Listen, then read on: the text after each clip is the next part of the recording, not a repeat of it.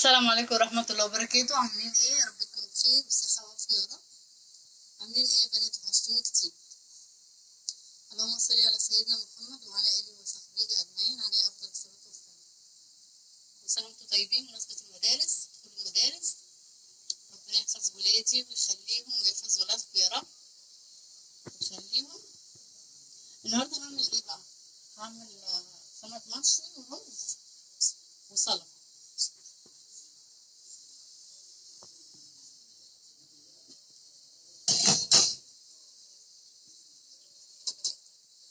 حط بقى شوية زيت هنا، 3/4 كوباية زيت بس.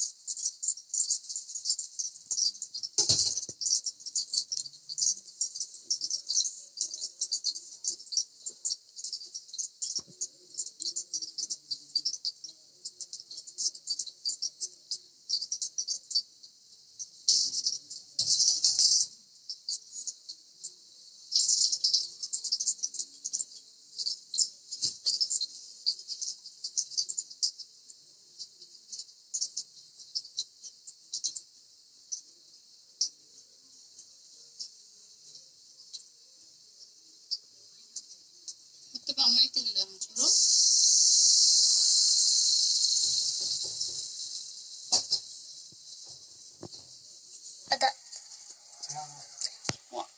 هات الصبر.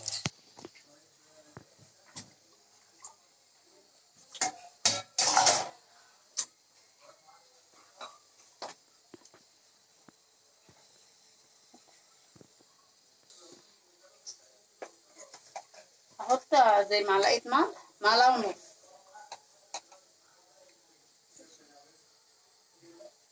بس اول ما المية تغلي معايا انا هحط الرز، هسيبها بقى على النار لغاية ما المية تغلي. اهو يا جماعة السمك المشوي اهو. عشان ما اطولش عليكم الفيديو، انا عملت اهو الرز، حطيته وغسلته وحطيته، يعني 5 دقايق كده وهوطي عليه عشان القرب ما يستوي يعني. ده السمك المشوي.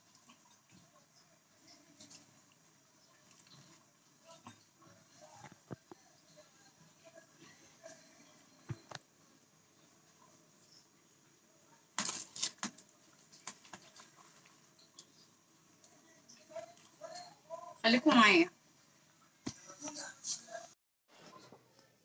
وده شكل الاكل اللي هي البنات لما عملته معاكم. الرز اهو عملته، والسمك المشوي او السلطه.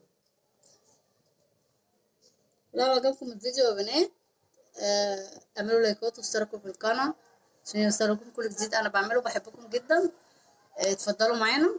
يلا اقول لكم في حفظ الله. السلام عليكم ورحمه الله وبركاته. مع السلامه. باي باي.